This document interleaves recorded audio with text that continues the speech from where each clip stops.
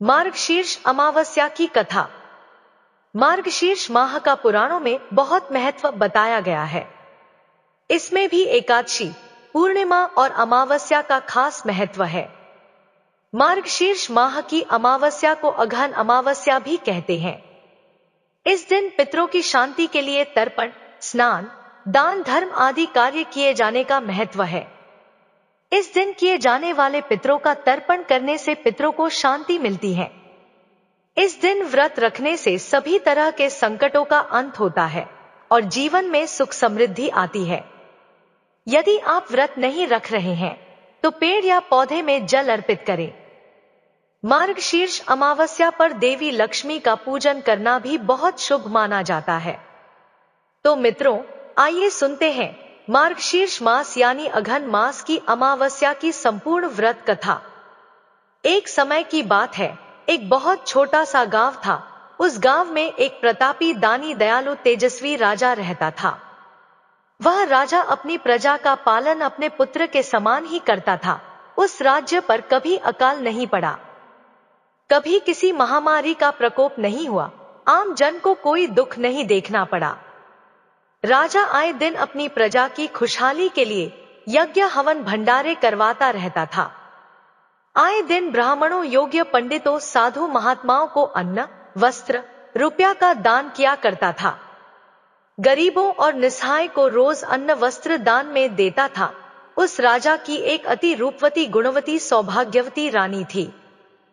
उसका नाम उमावती था।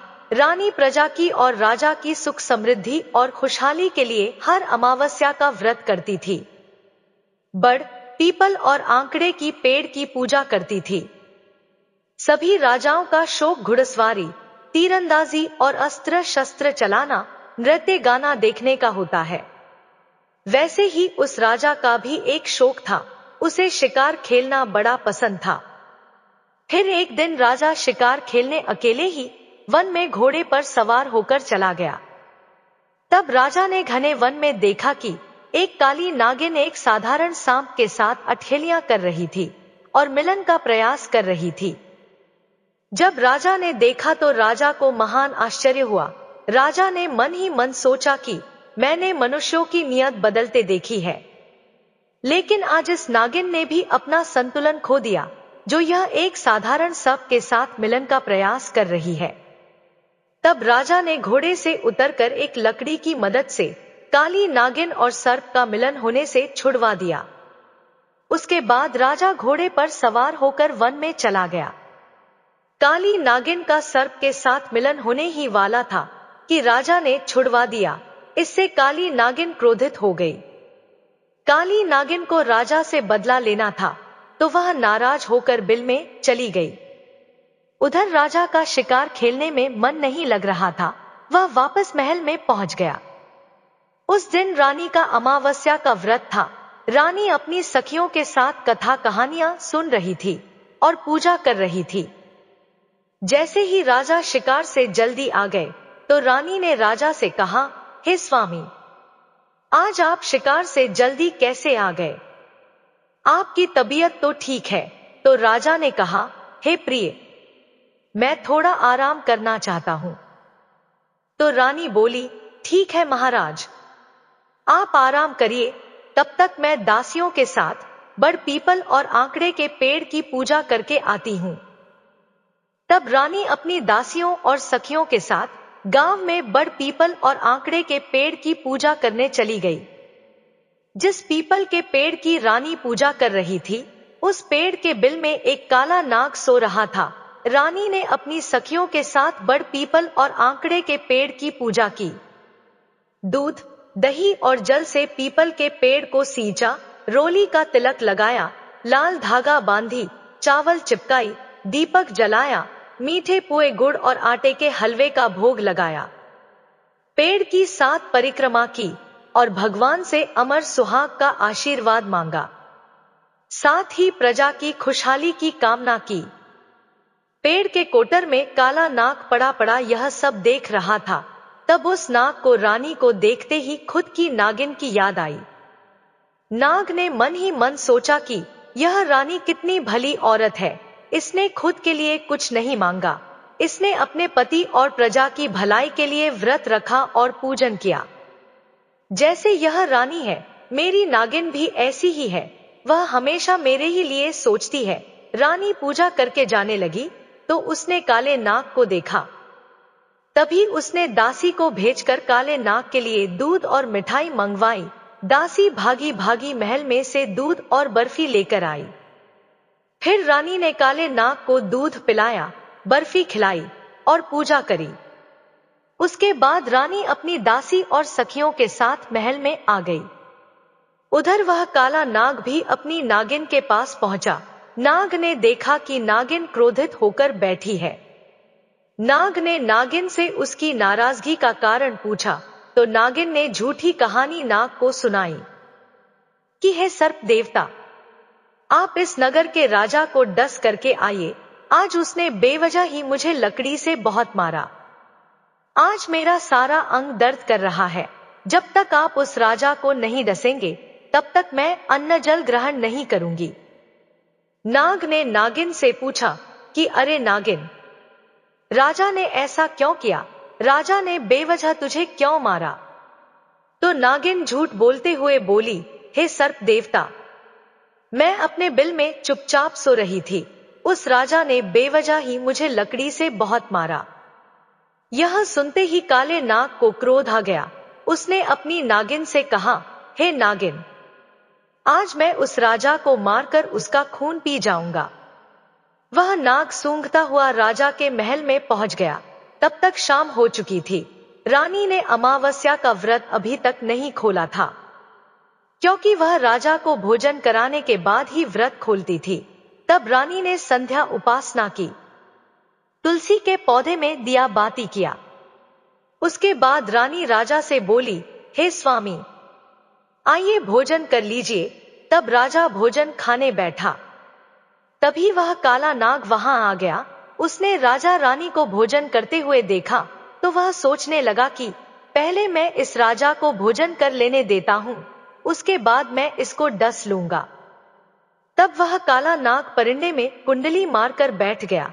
तभी रानी ने राजा से पूछा, हे स्वामी, आप बताइए आज आपका दिन कैसा बीता? भोजन करते करते राजा बोला कि हे रानी, आज मेरा दिन अच्छा नहीं निकला। आज जब मैं वन में शिकार खेलने गया तो मैंने देखा वन में एक काली नागिन एक साधारण सर्प के साथ मिलन का प्रयास कर रही थी। तब मैंने एक लकड़ी की सहायता से उन दोनों का मिलन होने से रोक दिया। हे रानी, कैसा कलयुग आ गया है। इंसानों की नियत बदलते देखी है, लेकिन कभी जीव, जानवर, पशु पक्षियों की नियत बदलते नहीं देखी। लेकिन आज मैंने एक नागिन को होश खोते हुए देखा। तभी रोटी बनाने वाली दाई मां बीच में ही बोली, हे रानी, हे महाराज, अब वह नागिन आपसे बदला लेगी।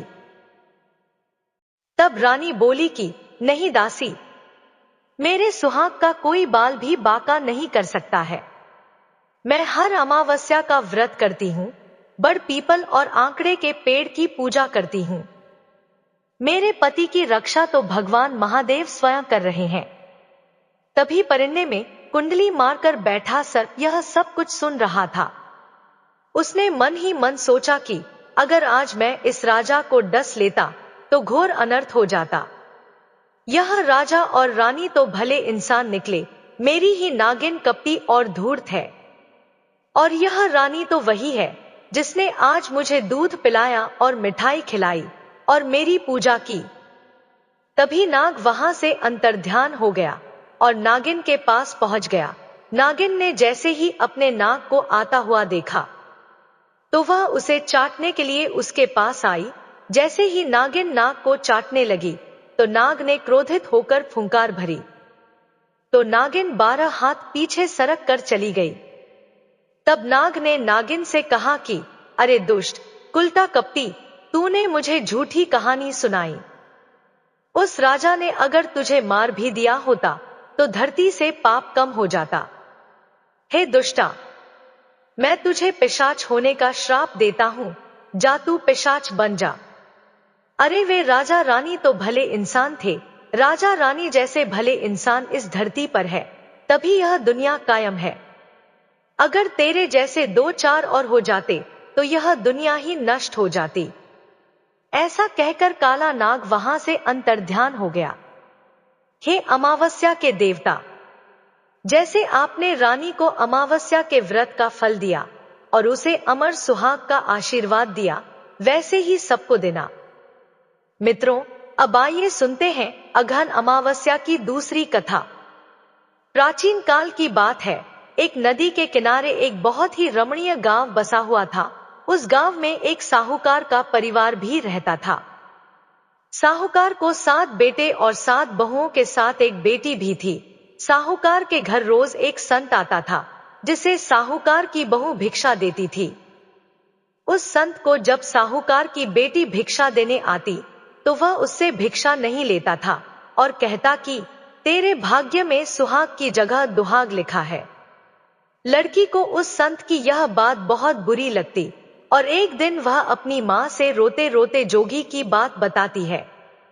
सारी बात सुनकर माँ कहती है कि कल जब संत आएगा तब मैं सुनती हूँ कि वह क्या कहता है और क्यों कहता है। अगले दिन फिर वह संत आता है तो साहूकारनी छिपकर बैठ जाती है और लड़की को भिक्षा देने भेजती है। संत उससे भिक्षा नहीं लेता और फिर वही बात दोहराता है कि तेरे भाग्य में सुहाग की बजाय दुहाग लिखा है। लड़की की माँ बाहर निकल कर आती है और संत से कहती है कि एक तो हम तुम्हें भिक्षा देते हैं और तू हमें गाली देता है। जोगी कहता है कि मैं गाली नहीं दे रहा हूँ, जो बात सच है वही कह रहा हूँ। इसके भाग्य में जो लिखा है मैं वही सच आपको बता रहा हूँ। सारी बातें सुनने पर लड़की की माँ कहती है कि जब तुझे सारी बात पता है तो इससे बचने का उपाय भी पता होगा, वह बता। जोगी कहता है कि 7 समंदर पार एक धोबन रहती है, जिसका नाम सावित्री है। वह अमावस्या का व्रत करती है। अगर वह आकर इसे फल दे दे तब इसका दुहाग टल सकता है, अन्यथा विवाह के समय सर्प के काटने से इसके पति की मृत्यु हो जाएगी। सारी बात सुनकर मां रोने लगी और सावित्री धोबिन की तलाश में निकल जाती है।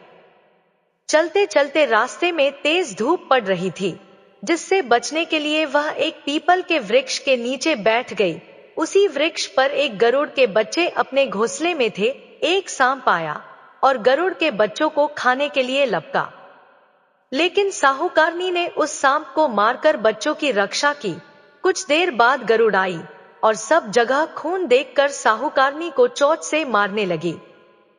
साहूकारनी बोली कि एक तो मैंने तेरे बच्चे को सांप से बचाया और तू मुझे ही मार रही है। सारी बातें जानने पर गरुड़ बोली कि तूने मेरे बच्चों की रक्षा की है, इसलिए मांग जो चाहती है। साहूकारनी गरुड़ से कहती है कि मुझे 7 समंदर पार सावित्री धोबिन के यहां छोड़ दो, और गरुड़ ने वैसा ही किया। साहूकारनी वहां पहुंच तो गई, लेकिन सोचने लगी कि इसे कैसे मनाऊं।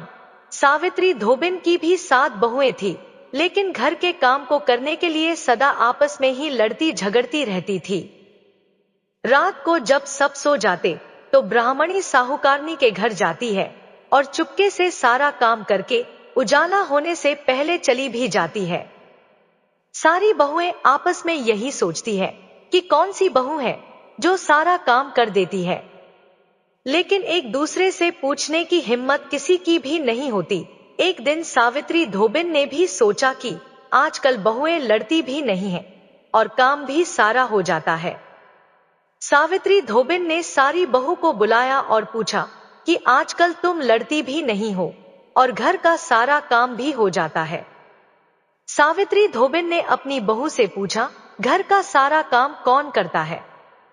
बहुएं सास से झूठ कहती है कि लड़ाई करने से क्या फायदा, इसलिए हम मिलकर काम कर लेते हैं। सावित्री धोबिन को अपनी बहू की बात पर विश्वास नहीं होता है और वह रात में जागकर स्वयं सच देखना चाहती है कि कौन घर का सारा काम करता है। रात होने पर सावित्री धोबिन छिपकर बैठ जाती है कि देखो कौन सी बहू काम करती है। रात हुई तो वह देखती है कि एक औरत चुपके से घर में घुस रही है। वह देखती है कि उसने घर का सारा काम कर दिया है और जाने की तैयारी में है। जैसे ही साहूकारनी जाने लगती है तो सावित्री धोबिन उसे रोकती है और पूछती है कि तुम कौन हो और क्या चाहती हो। साहूकारनी कहती है कि पहले तुम वचन दो, तब बताऊंगी। सावित्री धोबिन वचन देती है।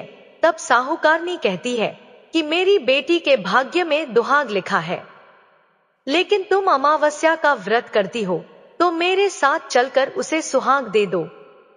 सावित्री धोबिन वचन से बंधी थी तो वह साहूकारनी के साथ चलने को तैयार हो जाती है। जाते हुए सावित्री धोबिन अपने बेटों व बहुओं से कहती है कि मैं इस औरत के साथ इसकी बेटी को सुहाग देने जा रही हूं, लेकिन अगर मेरे पीछे से तुम्हारे पिताजी मर जाए तो उन्हें घी और तेल के कूप में डालकर रख देना। धोबिन साहूकारनी के घर पहुंच जाती है। साहूकारनी अपनी बेटी का विवाह करती है तो फेरों के समय धोबिन कच्चा करवा दूध तथा तार लेकर बैठ जाती है। कुछ समय बाद सांप आया और दूल्हे को डसने लगा तो धोबिन ने करवा आगे कर तार से सांप को बांध दिया और सांप मर गया। अब धोबिन ने लड़की को सुहाग दिया और कहा कि अब तक मैंने जितनी अमावस्या की है वह साहूकार की इस लड़की को मिलेगा। अब आगे जो अमावस्या मैं करूंगी उनका फल मेरे पति और मेरे बेटों को मिलेगा। सभी लोग अमावस्या माता की जय जयकार करने लगे। सावित्री धोबिन अपने घर वापस जाने को तैयार हुई तो साहूकारनी ने कहा कि तुमने मेरे जमाई को जीवन दान दिया है, इसलिए तुम जो चाहो मांग लो। धोबन बोली कि मुझे कुछ नहीं चाहिए, और वह चली गई। रास्ते में चलते हुए फिर से अमावस्या आ गई। उसने पीपल के पेड़ के नीचे बैठकर कहानी कही, व्रत रखा और पीपल के पेड़ की 108 बार परिक्रमा की।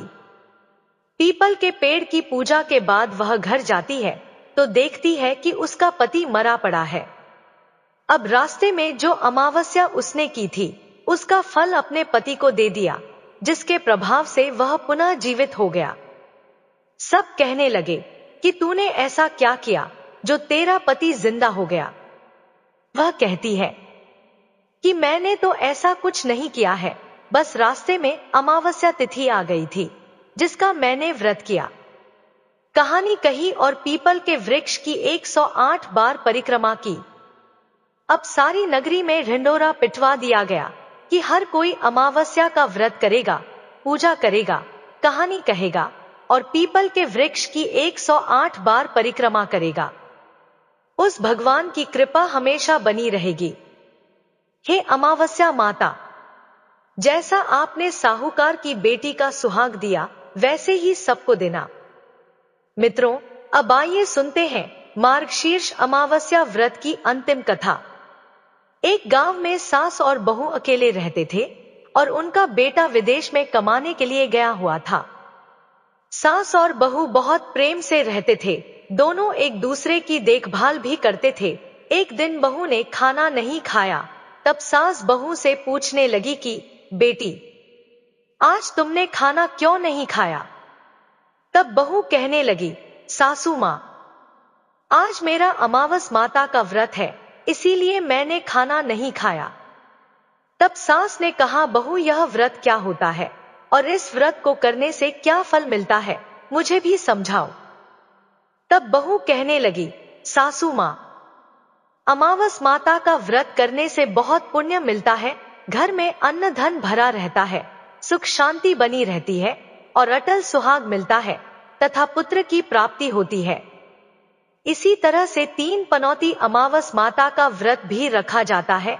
इस व्रत में हर वर्ष अलग अलग खाना खाया जाता है और विष्णु भगवान के मंदिर में चढ़ावा चढ़ाया जाता है या फिर किसी ब्राह्मण को दान दक्षिणा दी जाती है। इस व्रत में पहले साल शक्कर, घी और चावल से बना खाना खाया जाता है। पहले साल व्रत पूर्ण होने के बाद 1.25 किलो चावल, 1 कटोरी घी और 1 कटोरी शक्कर का दान किसी ब्राह्मण देवता को दान में दिया जाता है। दूसरे साल जौ, घी और शक्कर से बना खाना खाया जाता है। इसी तरह जब दूसरे साल का व्रत पूर्ण हो जाए तब 1.25 किलो जौ, एक कटोरी घी और एक कटोरी शक्कर किसी मंदिर में चढ़ाया जाता है या किसी ब्राह्मण को दान में देना होता है। तीसरे साल गुड़, तिल और घी से बने व्यंजन खाने चाहिए। जब तीसरे साल व्रत पूर्ण हो जाए तब आधा किलो तिल, गुड़ और एक कटोरी घी किसी मंदिर में चढ़ाया जाता है या ब्राह्मण को दान में दिया जाता है। सासू मां इसे ही 3 पनौती अमावस्या का व्रत कहा जाता है। फिर बहू बताने लगी कि मां जी, इस व्रत का संकल्प लेने के बाद इसे पूरा करना जरूरी होता है। अगर पूरा नहीं कर सकते तब घर परिवार में झगड़ा और अशांति हो जाती है। तब सासू मां कहने लगी, बहू, मेरी तो उम्र हो गई है, लेकिन तुम यह व्रत जरूर करना। तब बहू यह व्रत करना प्रारंभ करती है। एक दिन बहू ने किसी के कहने पर गेहूं से बनी रोटी खा ली और अमावस माता इस बात से नाराज हो गई। जो सास और बहू कभी बहुत प्रेम से रहती थी, अब उन दोनों में झगड़े होने लगे। सभी गांव वाले भी हैरान हो गए कि इनके घर में यह सब क्या हो रहा है। सास अपनी बहू को कहने लगी, जब से तुम हमारे घर में बहू बनकर आई हो, तब से हमारे घर की लक्ष्मी चली गई है। तुम हमारे लिए बिल्कुल शुभ नहीं हो। तब बहू ने कहा, मां जी, आपके घर की लक्ष्मी चली गई है तो मुझे बताओ कि कहां मिलेगी, मैं लक्ष्मी को लेकर आऊंगी। तब सासू मां कहने लगी, बहू, लक्ष्मी तुम्हें समुद्र के बीच में भगवान विष्णु के पैर दबाते हुए मिलेगी। तब बहू यह कहकर चली जाती है, मां जी, अब तो मैं लक्ष्मी जी को लेकर ही वापस आऊंगी, नहीं तो मैं इस घर में पैर नहीं रखूंगी। ऐसा कहकर बहू लक्ष्मी जी की खोज में चली गई। जब बहू लक्ष्मी जी की खोज के लिए निकली तब उसे बीच रास्ते में गाय मिली। गाय बहू से पूछने लगी, आप कहां जा रही है? तब बहू कहने लगी, हे गाय माता, मेरी सास कहती है कि मेरे आने से उनके घर में अन्न धन की कमी हो गई है और उनके घर की लक्ष्मी चली गई है, तो मैं लक्ष्मी जी को लेने जा रही हूं। तब गाय माता कहने लगी, हे बेटी, अगर तुम जा ही रही हो तो भगवान से मेरे बारे में भी पूछ लेना। तब बहू कहने लगी, ठीक है गाय माता, मैं आपके बारे में भी पूछ लूंगी। तब गाय माता कहने लगी, जब मेरा बछड़ा होता है तो वह मर जाता है, जिंदा नहीं रहता। तुम देवी लक्ष्मी से पूछ लेना कि आखिरकार मेरे साथ ऐसा क्यों हो रहा है, मैंने ऐसे कौन से कर्म किए हैं जिसकी सजा मुझे मिल रही है। तब बहू कहने लगी, हे गाय माता, मैं आपके बारे में जरूर पूछ लूंगी। ऐसा कहकर बहू आगे बढ़ गई। जब आगे बढ़ी तब रास्ते में उसे एक घोड़ी मिली जिसके गले में घंटी बंधी हुई थी। घोड़ी ने भी कहा, बेटी, तुम मेरे दुख का निवारण लक्ष्मी जी से पूछ लेना। तब बहू कहने लगी, मैं जरूर पूछ लूंगी। ऐसा कहकर बहू आगे बढ़ गई। आगे जाते ही बहू को एक अंधा और बहरा बुजुर्ग मिला। उसने भी बहू से अपनी समस्या के निवारण के लिए पूछने को कह दिया। तब बहू उसकी समस्या भी भगवान से पूछने को कहकर आगे बढ़ गई। आगे जाते ही बहू को एक बूढ़ी औरत मिली जो कि हाथ और पैर से अपाहिज थी। उसने भी बहू से कहा, बेटी, जब तुम भगवान से मिलो तो उनसे पूछना कि आखिरकार मैं अपाहिज क्यों हुई, मैंने ऐसे कौन से कर्म किए थे। तब बहू उसकी समस्या पूछने के लिए तैयार हो गई और फिर आगे बढ़ गई। आगे जाते जाते बहू बहुत थक गई और एक आम के पेड़ के नीचे बैठ गई। आम का पेड़ बड़ा खुश होकर बहू से पूछने लगा, बेटी, तुम कहां से आई हो और कहां जा रही हो? तब बहू कहने लगी, मैं लक्ष्मी जी को लेने जा रही हूं। तब पेड़ ने भी अपनी समस्या भगवान से पूछने के लिए कहने लगा, मेरे पेड़ पर लगे हुए आम खट्टे ही क्यों होते हैं, इस बारे में बेटी भगवान से जरूर पूछ लेना। तब बहू पेड़ की समस्या लेकर आगे बढ़ गई। थोड़ी दूर जाने पर बहू को एक तलाई मिली। वह भी बहू से कहने लगी, बहू, तुम भगवान से पूछना कि मेरी तलाई का पानी इतना मैला क्यों है, कोई भी यहाँ आकर पानी नहीं पीता। तब बहू कहने लगी, जरूर पूछ लूंगी। ऐसा कहकर बहू आगे बढ़ गई। बहुत दिन से जंगल में चलते चलते वह थक गई थी। उसे भूख भी लगी थी, लेकिन खाने को कुछ नहीं मिला, तो वह भूख और प्यास से बेचैन हो गई और जंगल में बेहोश हो गई। उसी समय भगवान श्री हरि विष्णु और माता लक्ष्मी घूमते हुए उधर जा रहे थे। तब माता लक्ष्मी विष्णु भगवान से कहने लगी, हे नाथ, यह तो आपकी बहुत बड़ी भक्त है, आप इसके दुख का निवारण कीजिए। तब भगवान श्री हरि विष्णु कहते हैं, इस संसार में तो बहुत से जीव दुखी हैं, सभी अपने अपने कर्मों का फल भोग रहे हैं, मैं किस किस के दुख का निवारण करूं। तब माता लक्ष्मी भगवान श्री हरि विष्णु से विनती करने लगी और कहने लगी कि वह भूखी प्यासी है, अगर इसे ऐसे में जंगल में छोड़ दिया जाए तो जंगल के जानवर इसे खा डालेंगे। माता लक्ष्मी की बात सुनकर भगवान श्री हरि विष्णु एक साधु का वेश धारण कर बहू के पास गए और उसे होश में लेकर आए। बहू के होश में आते ही साधु वेश में भगवान उससे पूछने लगे, तुम यहाँ क्यों आई हो और कहाँ जा रही हो। तब बहू ने सारी बात बता दी। उसकी बात सुनकर भगवान श्री हरि विष्णु और माता लक्ष्मी प्रकट हो गए और उनके साथ साथ अमावस माता भी प्रकट हो गई। बहू यह सब देखकर उनके चरण में गिरकर उन्हें प्रणाम करने लगी। तब अमावस माता बहू से कहने लगी, बेटी, तूने मेरे व्रत को खंडित किया है, इसी की सजा तुझे मिली है, लेकिन अब मैं तुझे क्षमा करती हूँ। अब तुम घर को जाओ, तुम्हारा घर अन्न और धन से भर जाएगा, तुम्हारा घर सुंदर महल में बदल जाएगा और तुम्हारी सभी मनोकामनाएं भी पूर्ण हो जाएंगी। यह सब होने के पश्चात बहू ने रास्ते में जो जो भी मिला उन सभी के दुखों का निवारण करने के लिए विनती की। तब भगवान श्री हरि विष्णु कहने लगे, गाय ने कभी अपना दूध किसी और को नहीं पिलाया, इस कारण उसके बछड़े जिंदा नहीं रहते, तुम उसका दूध पी लेना, फिर उसके बाद उसके बछड़े जिंदा रहने लगेंगे। और घोड़ी पिछले जन्म में आटा पीसने वाली महिला थी, वह किसी को आटा पीस कर नहीं देती थी, इसीलिए उसके गले में चक्की के पाट बंधे हुए हैं, तुम उसके पाट खोल देना, वह बिल्कुल ठीक हो जाएगी।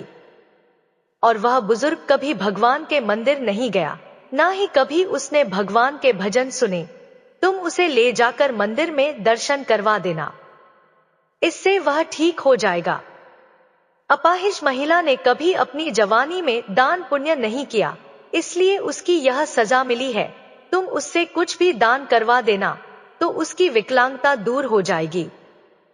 और वह आम का पेड़, उसने तो कभी अपने पेड़ के आम किसी बच्चे को खाने नहीं दिए, इसी कारण उसके सभी आम खट्टे होते हैं। अब तुम उस पेड़ का आम खा लेना, फिर उसके बाद से उस पेड़ पर मीठे आम आने लगेंगे। और तलाई का पानी पिछले जन्म में देवरानी जेठानी थी, वह हमेशा आपस में झगड़ा करती रहती थी, इसीलिए उसका पानी मैला है, तुम उसका पानी पी लेना तो वह तलाई शुद्ध हो जाएगी, फिर लोग वहां आकर पानी पीने लगेंगे।